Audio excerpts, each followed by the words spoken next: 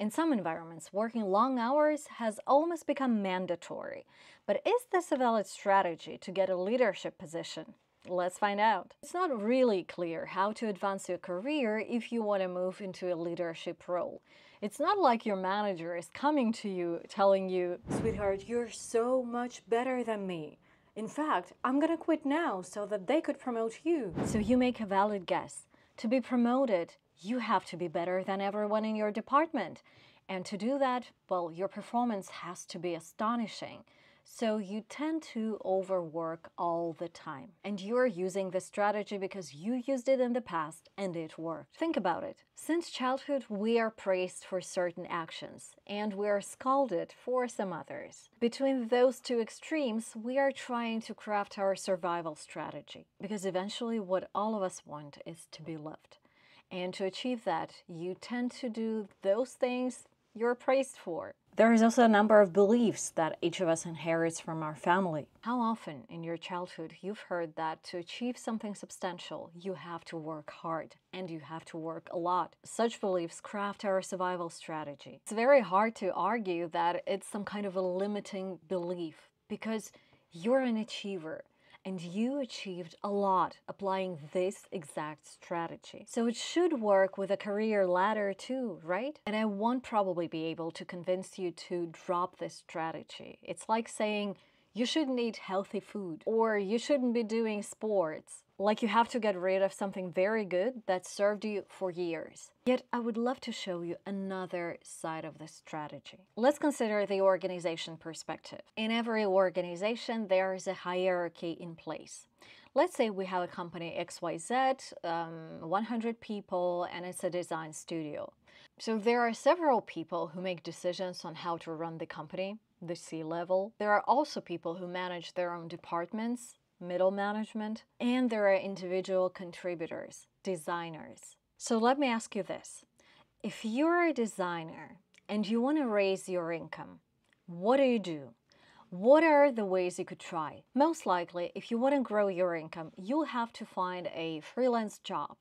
And if you're finalizing 4 projects a month, you can finalize 6 projects a month and get extra income. And effectively, you're trading your time for money. But this path has limits. As the workload expands, so do working hours. And I know that you're strong and talented and ambitious, so you start working long hours. Then, gone are the weekends, and eventually there's a point when you just physically can take on more work. At some point, you will reach your maximum capacity and become a bottleneck. And this is exactly how individual contributors and leaders are different. There is a stark contrast between the solo brilliance of the individual contributor and a team-oriented role of manager. You work long hours, right? But there is no guarantee that your team will follow suit. When you guide other people, you will not be able to use the same strategy. Even if you assemble the best professionals, they have families and they have life. And here is another problem, which is even deeper. You might actually like overworking. Because when you overwork, you're a hero. You're saving the company. You're saving your boss. You've just completed 20 projects when everyone else did 10. You're the best and you're needed. So what's wrong with overworking? While some organizations praise this type of behavior and see it as a good thing, in a lot of other organizations, overworking might point to your inability to structure your day, your work, or your inability to delegate. Those qualities are essential to becoming a leader. Those are 2 important qualities a true leader must have. And those are the most common obstacles to getting a leadership position. Look, every organization wants structure, and you're ready for a promotion when you're able to create structure and manage it. And when you're overworking, you're just inefficient. So how do you increase your chances at getting a promotion?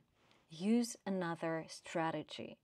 Demonstrate that you can bring structure to the table. Know that SEOs don't work 24 hours a day. I mean, they might, but in reality, there's no direct connection between the number of hours they work and company's performance. But changing your strategy will require you to change a lot of beliefs. That you are valuable only because you work harder than everyone. That if you want to achieve something substantial, you need to work a lot. Do you think you're ready to try? I believe you can nail that other strategy. I'll be creating more videos on leadership, so be sure to subscribe to the channel. Thanks for watching and see you next week.